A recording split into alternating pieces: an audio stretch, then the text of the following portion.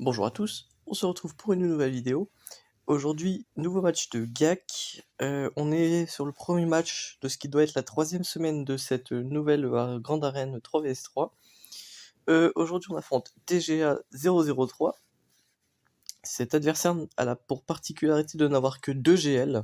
Ça change des minimum 4 GL qu'on peut affronter quasiment tout le temps.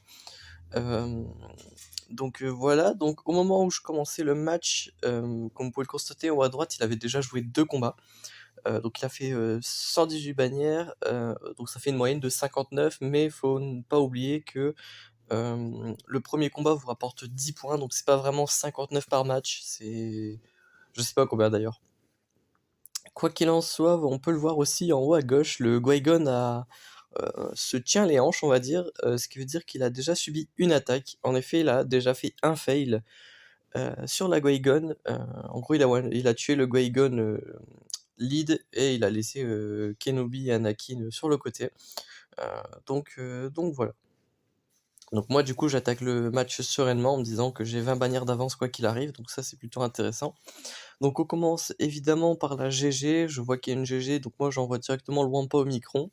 Pour deux raisons, c'est parce qu'on sait très bien que le Wampa va gérer le combat très facilement. Et moi mon but c'est toujours d'ouvrir le back de la façon la moins chère possible. Donc pour ce faire j'utilise vraiment les teams les plus low cost. Alors Wampa au micron c'est pas forcément low cost, mais en tout cas c'est designé pour tomber du GG. Et on sait pas forcément ce qu'il y a derrière, donc autant l'utiliser à un endroit où je suis sûr qu'il sera utile, donc à savoir sur une GG, plutôt que de l'overkill sur peut-être éventuellement des teams dans le back qui seront pas forcément très intéressantes à Wampa au micron. Alors que là au moins je sais que c'est super worse, donc ça c'est cool, hein. Hop. Donc là voilà, on le tombe vraiment sans aucun souci. On peut carrément mettre le combat en automatique une fois qu'on a lancé l'aspect 1. En plus, ça fait 69 bannières, donc c'est vraiment très très bien pour commencer la manche. Donc ça c'est cool. Ensuite, on a une BH avec Bosk, Boba et Dengar, donc c'est une compo qui est vachement classique, hein, on voit ça très souvent. Très souvent, pardon. Parfois, il y a le Django à la place du Dengar, mais quoi qu'il en soit, c'est très récurrent. Alors moi, j'envoie RJT, parce qu'RJT, c'est vraiment un très bon counter à tout ce qui va être BH. Alors ça dépend les BH évidemment, ça dépend de la compo, s'il y a des Omicron, etc. Mais en tout cas, RJT, ça marche très bien contre cette compo-là en particulier. Donc voilà, on a beaucoup de prévoyance de notre côté, donc la prévoyance va nous permettre d'esquiver pas mal d'attaques, notamment les AOE, les grenades, ce genre de choses. Malheureusement, je prends une sacrée requête du Boba, mais c'est pas pour l'instant très grave, parce que déjà là, je vais passer invisible BB8, hein, Dengar n'est pas invisible pour l'instant, donc... Donc j'ai pu passer en camouflage, je continue d'augmenter mon train de TM pour essayer de tuer rapidement le Boba Fett. Parce que le Boba Fett, j'ai pas envie qu'il me fasse une seconde requête sur BB8. Par chance, j'ai le Zeta sur BB8, hein, donc à chaque fois que je dodge, je récupère 8% de prot et de santé. Là j'ai vu que le Dengar était camouflé, donc j'ai pas passé invisible, hein. Donc ouais, je vais beaucoup esquiver avec BB8, ce qui me permet de le maintenir en vie une bonne partie du fight. Là je tue Boba Fett, donc ça me met bien dans le match. Hop, je vais continuer d'augmenter mon TM avec BB8. Basique avec RJT, j'ai pas le choix, on continue le train de TM avec BB8. On peut passer invisible, donc on le fait, comme ça on maintient BB8 en vie. Là on réduit le TM de Bossk, hein. Il a l'air d'avoir beaucoup de ténacité le Bossk. Il doit être modé full Téna avec un triple 7 j'imagine. Donc voilà. Et là concrètement, il n'y a plus grand chose qui peut me faire peur. Je récupère pas mal de santé et de prot avec mes persos. J'ai pu lancer un Destin illuminé, donc ça m'a remis bien, j'ai eu beaucoup de boost. Hop. On se défend, tac tac tac. On va pouvoir tomber le Bosque rapidement. On continue le train de TM avec la brûlure. Hop. Et concrètement, voilà, à part la roquette qui était un peu malencontreuse parce que ça me fait perdre quand même 2 bannières, honnêtement, on s'en sort pas si mal, donc ça c'est cool. Hop. Et on termine avec 52 bannières, 53. Alors c'est pas non plus incroyable, mais ce qu'il faut se dire c'est que mon adversaire a fail un match, donc j'ai quelques bannières d'avance, je peux me permettre de perdre quelques bannières par-ci par-là, tant que j'en perds pas 50 quoi, c'est vraiment ça l'idée. Ensuite, tac tac tac, donc là il a l'Alpha Géo, donc ouais on va faire les Géonosiers en Hippie Vador. Non, on va pas le faire en Hippie Vador, on va faire mieux que ça. On va le faire juste en Vador Lead avec Tarkin et le pilote Teyeux. Alors je vais vous passer la phase de recherche parce que c'est pas très intéressant. Je regardais quel perso mettre en troisième. J'ai regardé le garde royal, mais au final je me suis dit que j'allais mettre le pilote Teyeux puisqu'il l'ability block, l'entrave des améliorations, donc c'est quand même vachement plus intéressant. Là je regardais si Kranich avait des modes, mais en fait pas très intéressant Kranich. Je préfère vraiment le pilote Teyeux quoi. Tac, donc voilà, pour commencer le fight. Donc là, on n'oublie pas, hein, sous Vador Lead, on est obligé de faire le massacre implacable en premier, puisque la AOE ne nous donnera pas le tour bonus comme sous Palpatine. Donc voilà. Mais en soi, là, pour l'instant, voilà, je sais très bien ce que je fais. Tac, bon, j'aurais aimé le kill, la petite brute, mais c'est pas bien grave. Hop, petit AOE pour réduire le TM. Comme ça, on se met vraiment bien. Là, on va faire l'AOE pour mettre des dots, pour réduire leur TM aussi, puisque sous Vador Lead, hein, à chaque fois que vous faites une spé, vous réduisez le TM adverse. Donc ça, c'est plutôt intéressant. La brute est morte des dots, on achève l'alpha en basique, et on tue le soldat géonosien avec les petites attaques classiques. Donc on fait un petit 55 bannières, j'avais toute la prod sur Vador, donc ça c'est cool. Donc pour l'instant, honnêtement, on n'a pas dépensé de trop grosses teams, hein. On a encore tout ce qui est Gas, Padmé, Selker, JML et tout ce que vous voulez. Donc pour l'instant, je suis assez satisfait parce qu'on ouvre vraiment le bac pour pas grand chose. Et ça, c'est intéressant. Là, je vois un Gideon très rapide, mais je me dis que c'est pas Lead avec un Piet par exemple. Donc le Dark Trooper va pas être très dangereux. Sur pas les stacks de l'Empereur, par exemple, les pièges de l'Empereur. Donc je vais y aller en CLS. En CLS, 2PO et C3PO. Donc là, évidemment, mon but, ça va être d'aller tomber rapidement le Dark Trooper, hein, parce que même si il est moins dangereux, il n'en reste pas moins assez imposant. Donc voilà, je vais mass assist, etc. Je suis pas très inquiet par le malus que met Gideon sur ce qui va être attaque, parce qu'en fait, je vais beaucoup jouer, je vais réduire du TM, je vais faire des grosses AOE, etc. Donc globalement, le Dark Trooper, je le réduis assez vite, ses stacks, et en fait, plus vous réduisez ses stacks, moins il fait de dégâts, hein, parce qu'il fait des dégâts en fonction du nombre de stacks qu'il a de Dark Trooper. Donc là, en fait, tout simplement, je vais pouvoir le dézinguer sans trop de problèmes. En plus, on a le blind avec nous, on peut se régénérer notre prod justement grâce à cette capacité. Et donc, on tombe le Dark Trooper, donc ça, c'est super intéressant. Là, on essaie de tuer rapidement ces Gideon pour enlever justement ce malus d'attaque, tout en réduisant le TM évidemment sur le Stormtrooper. On tue une première fois Gideon, hop. On continue de blind. En fait, le blind, au début, c'était vraiment pour les empêcher de me toucher, mais c'est maintenant aussi pour régène. Parce que en fait, je me rends compte, je peux le spam vraiment à outrance. Donc ça, c'est cool. Le Stormtrooper meurt une première fois. Moi, je vais pouvoir me heal encore et encore. Hop. Là, vraiment, on immobilise rapidement le Stormtrooper et on va pouvoir l'achever. Donc, on va faire un full bannière. Alors que je reviens d'assez loin en termes de prod sur Chupio. Donc ça, c'est cool. Et donc là, il nous reste les NS que je sais pas trop vraiment comment tomber. Enfin, je réfléchissais pendant mon combat avec Chupio, etc. contre Gideon. Je réfléchissais à ce que j'allais utiliser. Et je me suis dit, si vraiment j'arrive à tomber la team de NS avec les chasseurs de primes, j'aurais vraiment ouvert le bac pour pas grand chose parce que j'aurais utilisé CLS, RJT, MeBH, Wampa et je sais plus c'était quoi le dernier. RJT, CLS, chasseur de primes, Wampa. Bah, je crois qu'il y a que 4 teams sur le front wall, enfin bref. Mais il me resterait encore Gas, Padmé, etc. Ah, et j'ai utilisé Vador contre les Géos aussi.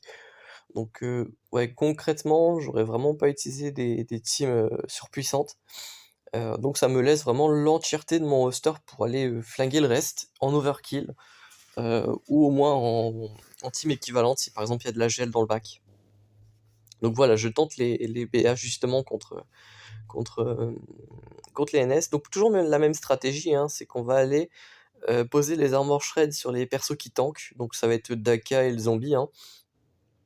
Là, Zam, elle est vraiment là pour l'Omicron et pour régène, parce qu'elle pose des détos, donc c'est des malus, donc ça régène sous basque lead. Ça se P2 d'ailleurs met des malus aussi, hein, malus d'esquive me semble-t-il. Donc ouais, concrètement là on se met assez bien.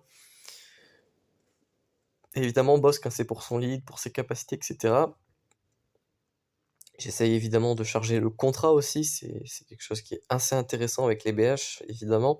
On continue de poser les armor shred avec, Fennec, hein, je le fais vraiment à tous les tours. Donc là, voilà, le zombie avec 2 stacks prend quand même assez cher, c'est cool. On pose les dots pour éviter de mourir de la plague. La masse à 6 sur Talzin, comme ça on déclenche le deuxième sacrifice du zombie et on déclenche le contrat par la même occasion. On continue de poser les armor shred, hein, cette fois-ci sur, Daka parce que je peux. On se heal toujours. Hop, on focus la Daka, parce qu'une fois qu'elle sera morte, ça devrait aller beaucoup mieux. On heal Bossk, hein, il avait déjà pris pas mal de plagues et de santé en moins. Voilà, on met très cher aux zombies. On tue Daka définitivement. On tue Talzin parce qu'on pouvait. Et là, il ne nous reste plus qu'à tuer le zombie. Hop, là j'aurais pu faire la masse assist, mais bon. Hop, voilà. Tac, 56 bannières, j'ai perdu une bannière de santé sur Zam, mais c'est pas très grave. Au moins on a vraiment ouvert le bac pour rien du tout, donc ça c'est cool. Hop, et donc là dans le bac, je me rends compte qu'il a posé quand même de l'assez lourd, puisqu'il a posé une DR, BSF Talon, donc pas de Malak, ça c'est très bien. On a une Shakti Clone, une Bastillide pour Timeout sûrement, une Motmotma Kelket Arnpo et une Dash Rendar Vandor et L3. Donc là j'ai aucun doute sur le fait que je vais utiliser Revan, parce que j'ai vu il y a 2 matchs de ça que bah, je pouvais pas faire l'hésiter, valait mieux utiliser le JKR. Donc ça j'ai bien retenu la leçon. Et du coup, ben, je sais voilà, que là, je vais aller focus Vandor, parce que tant qu'il est en vie, hein, on sait très bien qu'il va revive ses mates. Surtout que Dash, son Omicron permet de redonner prêt à chaque fois qu'il expire. Donc Vendor, tant qu'il est après, il peut revive l'allié qui vient de mourir. Donc en gros, c'est du revive infini, hein, donc on fait bien attention. Et donc une fois qu'il est mort, on va tomber Dash Rendar, hein, qui est lui par contre le gros DPS de la team. Et on essaye par la même occasion de régénérer les bannières de prod sur Revan et sur, euh, sur Yoda. Bon là j'ai pas le choix, je dois attendre de pouvoir passer outre la raillerie grâce à la marque. Donc voilà, là je tue Dash Rendar. Comme ça plus de DPS, maintenant il reste plus qu'un tank. Et encore voilà, là juste avec les, les prévoyances, je l'empêche de me toucher, donc ça c'est cool. Donc je donne vraiment beaucoup de bonus de prot et de prévoyance justement pour régène et empêcher de prendre des dégâts pour me faire perdre des bannières de prot. Hop, tac. Donc je gagne prévoyance quasi systématiquement, je régène ma prot. Donc là, grossièrement, je suis full prot. Il manque quand même vraiment un microscopique morceau de prot sur Evan. Mais je sais que ça me compterait quand même bannière de prot full. Donc à ce moment, je suis pas inquiet. Même si je vais quand même essayer de le récupérer, ce petit morceau, histoire vraiment d'être sûr à 2000% que voilà, je suis full prot. Surtout que ça m'a rien coûté, donc voilà, 57 bannières, là on était sûr, donc ça c'est cool. Donc là la DR, voilà, c'est la plus grosse menace, je vais peut-être y aller en CLKR solo. Très bien, je pensais que j'allais faire un casse, mais non, je vais en CLKR solo. Il n'y a pas de Malak, donc pas trop de raison de s'inquiéter, on va direct POC BSF pour éviter tous ces malus. Tac, on va pouvoir la siphonner, comme ça on récupère des stats, hein. Je rappelle qu'un ennemi stun, ça permet de siphonner plus de stats. Donc voilà, là je stun DR, hop, que je vais mettre voilà, très low en vie. Bon, Talon, elle se fait plaisir à faire ses SP, mais rien de très sensationnel, 58 bannières. Donc c'est un DR qui tombe assez vite. Et ça, c'est rassurant. Je vais aller voir ce qu'il y a sur le front wall, enfin sur le nord, pour vraiment avoir un plan d'action assez précis. Et là, je me rends compte vraiment que les meilleurs teams sont quand même en bas. Il y a la Shakti en fait, et la Kelketarn. La Kelketarn, je crois que je vais y aller en gaz pour éviter les revives. Exactement. Mais je vais y aller avec une petite compo avec Five et Echo pour pouvoir garder mes 2 meilleurs clones pour chaque petit clone si j'ai besoin. Exactement. Donc voilà, je préfère vraiment avoir Arc et Rex avec Shakti plutôt que Rex et Five. Quoi qu'il en soit, voilà, là en fait, ce qui est bien, hein, et je le répète quasiment chaque match parce que je fais toujours quasiment que Gaz versus Motma, hein, mais dans le lead de Gaz, vous avez une ligne qui vous dit que l'adversaire ne peut pas revive qui que ce soit dans sa team. Donc 55 bannières, j'ai pris une AOE, hein, rien de dramatique. Donc ouais, il peut pas revive, donc voilà, Gaz c'est un excellent counter. Il y a aussi les BH hein, avec les roquettes défaites qui vous permet d'empêcher le revive. Enfin bref, il y a plein de choses qui empêchent le revive. Le weapon tech de Watt aussi. Donc voilà, vraiment faites un peu en fonction de vos besoins. Pour la Shakti Clone, je pense que je vais y aller en Padmé. Padmé avec Tano et, et Kat. Exactement, parce que j'ai vu qu'il y avait l'arc en face. Avec Echo, donc ensemble ils font beaucoup d'assists. Donc ça me donnait beaucoup de bonus de prot, ce qui va faire que ma team va être très compliquée pour eux à tomber, surtout qu'ils n'ont pas l'assaut aérien de Rex. Donc voilà. Là mon plan c'est de focus Echo parce que je sais que dans la team des clones c'est lui le plus fragile. Et surtout je prévois de Catalate plutôt Shakti, puisque Shakti c'est elle justement la plus résistante, souvent avec Five.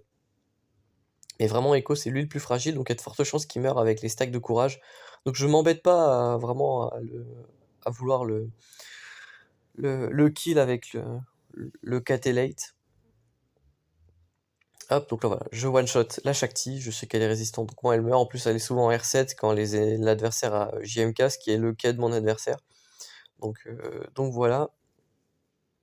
Donc là voilà, on n'y reste plus que le soldat arc à tomber, hein, ça allait assez vite. Parce que voilà, comme je vous disais, le Echo est assez fragile et la Shakti je le one-shot.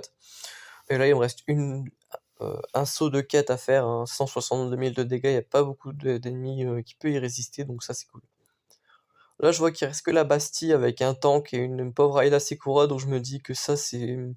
Je regarderai à la fin, il y a beaucoup plus dangereux en ce moment sur la map, donc voilà. Donc là, je sais plus exactement ce que je fais, donc je vais laisser mon moi du passé présenter la team que je vais utiliser. Euh,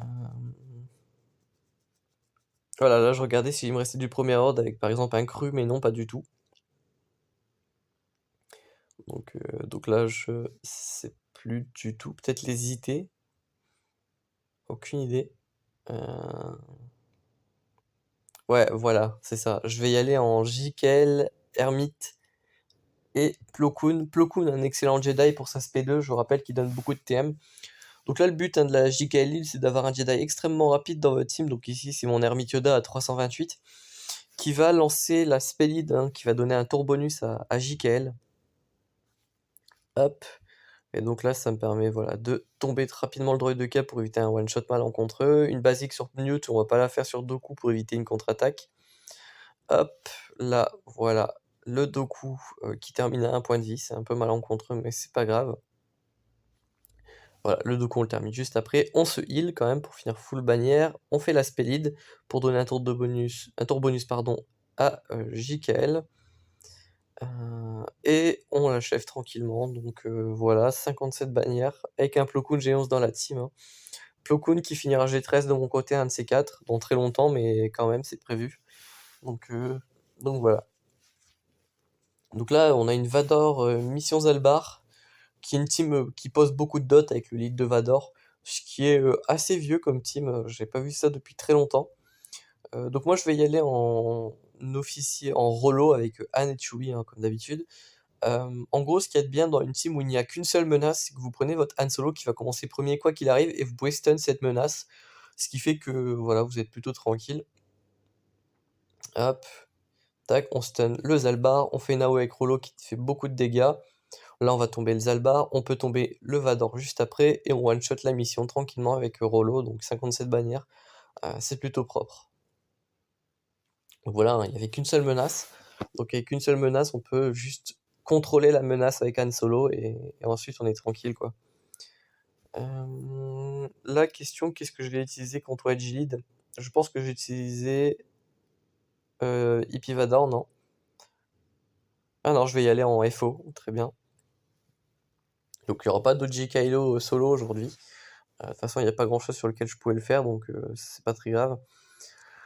En fait, ce que je me disais, c'est que Biggs a beaucoup de gain TM quand vous le touchez en crit ou quand vous le tapez avec un perso de l'Empire. Donc je me suis dit qu'avec Hux, quand il a l'avantage avec son Zeta, hein, et que si tous les alliés sont FO, il empêche le gain TM sur Biggs.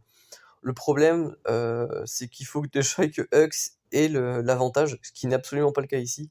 Et au final, ça m'a servi absolument à rien d'avoir théorisé ça parce que j'ai tué Biggs avec une masse à 6. Donc bon, au final, le résultat est exactement le même.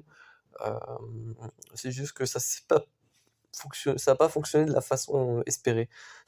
C'est cocasse. Donc voilà. Hop. Donc là, il reste des pauvres NS que je vais tomber justement avec Ipivador cette fois.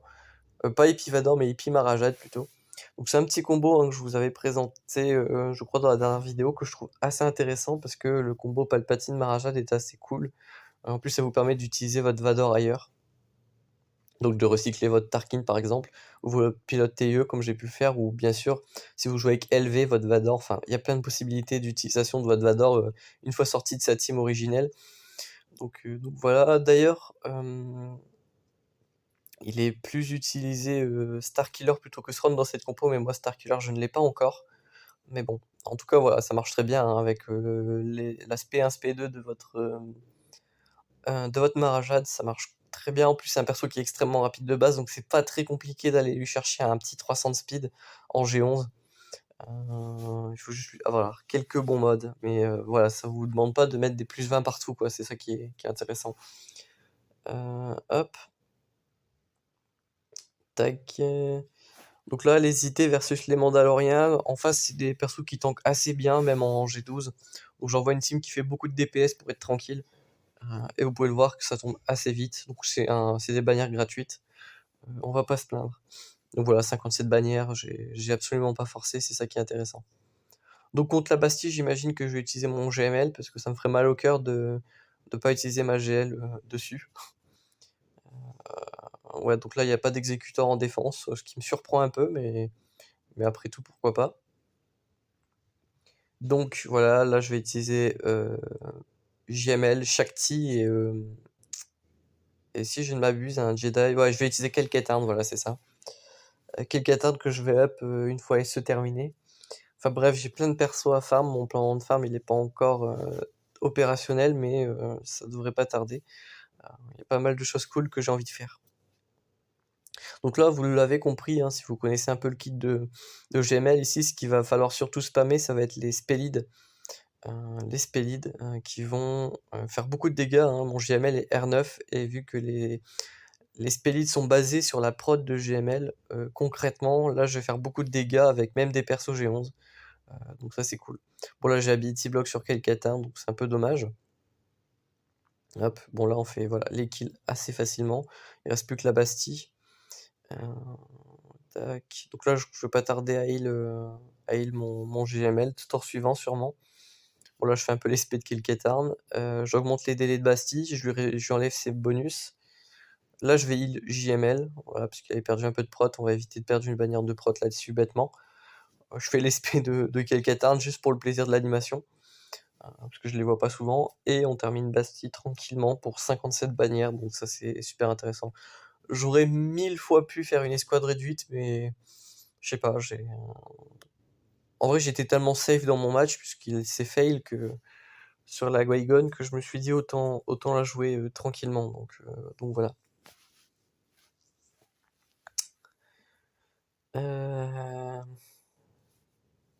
Là, je vais faire un malveillant sur la moine. Et il va se passer ce qui me semble être le plus gros massacre de l'histoire des vaisseaux. Je vais être en fait malchanceux au possible. Et je pense, sans exagérer, que pendant tout le match, le Faucon Millenium va dodge au moins 15 attaques. Je vais compter de toute manière. Mais vraiment, il va dodge un nombre de fois assez monumental. Ça m'a fait vraiment péter un plomb parce que c'était pas justifié du tout. Il a pas de bonus d'esquive ou quoi que ce soit. C'est juste qu'il a un taux d'esquive naturel qui est assez violent. Et là, pour le coup, je vais vraiment aligner la malchance à un niveau assez stratosphérique. Donc voilà. Donc là, on a un premier dodge. de sa part. Donc ça commence déjà quoi, à peine le match commencé. Donc voilà. Je sais que je le joue mal aussi ce combat, mais vraiment c'est vraiment le Faucon Millenium qui va me mettre dedans. C'est très grave. Donc là on a un, 2, j'en ai même compté un troisième, donc là on en a 4 au total. Donc là on a 4 dodge. Le vaisseau de dash, on m'a dit que ça s'appelait l'Outrider, donc au moins je le sais maintenant. Hop. Tac tac tac. Donc là je focus le High Wing, hein, mais en vrai j'aurais pu partir sur Biggs. Hop, là je vais stun le High Wing. On va soigner le Sunfac, je pense. Voilà. Tac. Donc là je perds les vautours, mais ça c'est pas très grave puisque ça donne du TM à mon vaisseau amiral et souvent il se réinvoque juste derrière, donc ça c'est cool. Hop. Hop. Donc là on va vraiment essayer de tomber rapidement le High Wing. Hop. Bon là ça se heal. Moi je remets les boss droids derrière. Tac. Hop, on remet les boss droids partout. Donc là, il a pas dodge, très bien. On va tomber le Biggs parce que j'ai la masse à 6 de l'espion. Voilà, donc ça c'est cool. Là, je vais tomber le High Wing, voilà, comme ça on passe de 5 à 3 vaisseaux. Hop, moi je sors le... Non, je fais une AOE pour invoquer un vautour, toujours. Hop, on va tomber l'Outrider, là, justement, voilà, comme ça, ça fait encore un vaisseau de moins. Lui, il sort un renfort, justement parce que maintenant j'ai fait un peu de place pour lui. Il tombe à vautour, c'est pas grave, puisque c'est une invocation. Il tombe mon espion. Moi, je vais essayer de me heal. Je fais l'ult. Comme ça, je stun le vaisseau amiral, j'enlève les prots. Donc ça, c'est vraiment cool. Hop. Donc là, pour l'instant, je suis assez confiant dans le match, en fait. Mais ça va pas tarder à arriver au moment où il va enchaîner tellement de dodge que ça m'a fait péter les plombs. Là, je sors le soldat jaunosien pour pas prendre de risque de me faire sortir euh, par un gros focus du bombardier. Et donc là, voilà, il reste plus qu'à tomber le Han Solo. Donc là, on a un 5ème dodge. Là, on a un 6ème dodge. Ce qui est vraiment terrible. Là, on a un 7ème dodge. C'est incroyable. 8ème dodge. Ok, 9ème dodge. Hop, 10ème dodge. Hop, là, il se heal. Une deuxième fois encore. 11ème. 12ème. C'est très grave, hein. Hop. Il a un renfort. Donc là, il les a tous sortis, hein, les renforts, hein. Là, il s'est fait plaisir. Hop. Donc là, là, je suis obligé de tomber son piston, du coup. Il me tombe le soldat géonosien, parce que voilà, il n'avait pas pété assez de bannières. Ah, donc là, je tombe son vaisseau. Il se heal encore. C'est très grave, hein. Là, j'ai eu très très peur. Hop. Hop. Donc voilà, il a dodge 13 fois. Mais c'est incroyable, hein. Ça m'est jamais arrivé. Surtout le 3 ou 4 dodge d'affilée, là, franchement, ça... Ah, j'étais pas bien. Ouais, du coup, j'ai fait 62 bannières. C'est horrible. C'est le pire malveillant de l'histoire, hein. Donc voilà. Bref, je pense qu'on peut pas faire pire que moi. J'ai le bombardier qui survient à un point de vie, j'ai plus de renfort, les vaisseaux originels sont tous morts. Donc ça, c'est quand même sacrément ouf. D'ailleurs, heureusement qu'il a fail, hein, parce que avec toutes les bannières que j'ai perdues sur le Malvo, c'était assez incroyable. Hop. Tac. Tac, tac, tac. Donc voilà, là, ils sont tous verrouillés. C'est ça qui est intéressant, c'est que du coup, le bombardier va pouvoir se faire plaisir assez rapidement. Hop. Donc voilà, SP1. On tombe Vador, on laisse le bombardier à un point de vie, sauf que lui, il sort sa navette et il va pouvoir heal le bombardier. Ce qui lui fait quand même relâcher pas mal la pression, mais bon, ça va pas suffire pour lui, hein, malheureusement. Je vous spoil le match.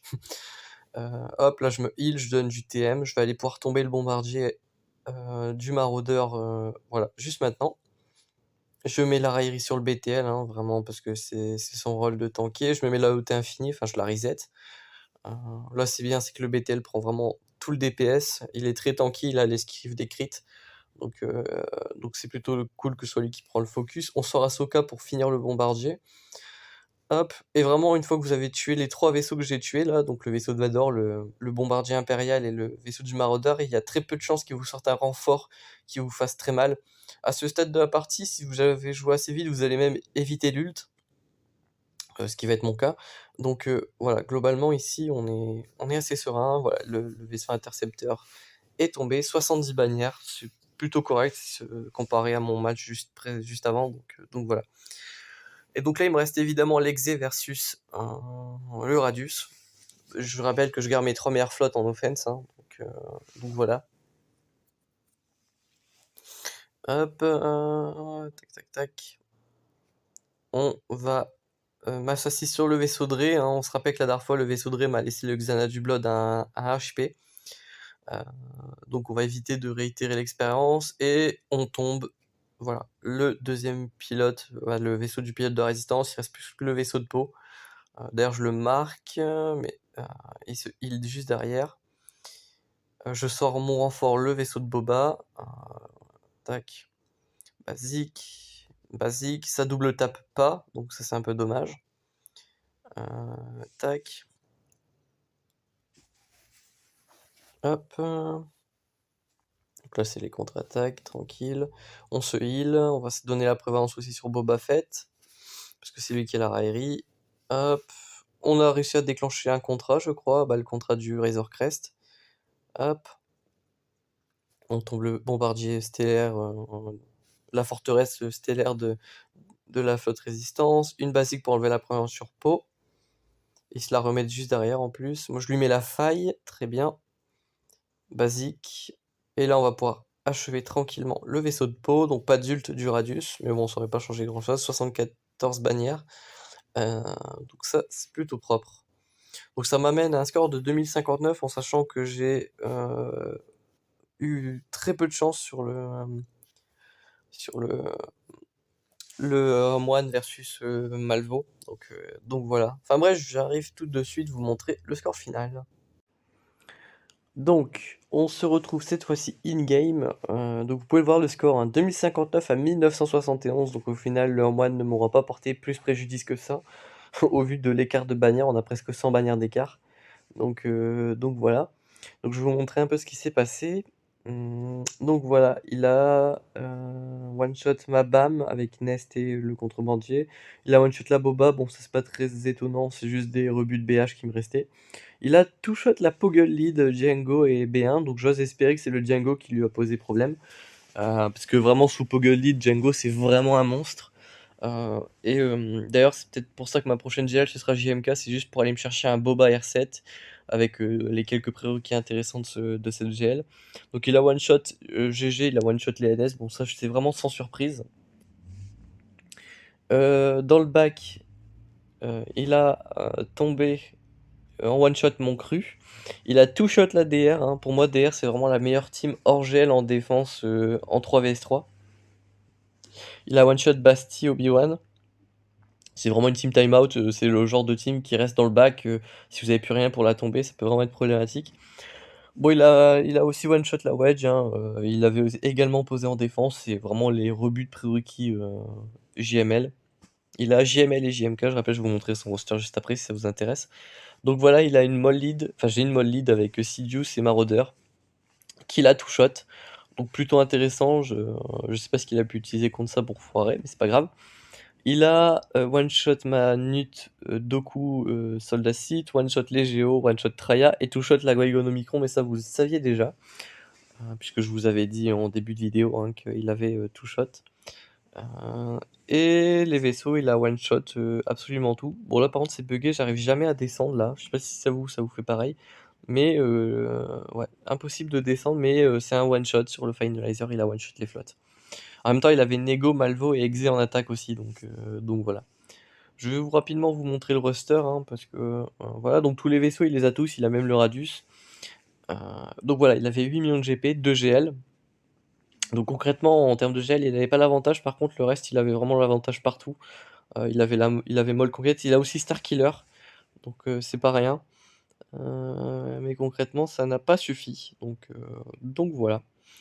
En tout cas, j'espère que ce match vous aura plu. On se retrouve très bientôt pour une prochaine vidéo. D'ici là, portez-vous bien.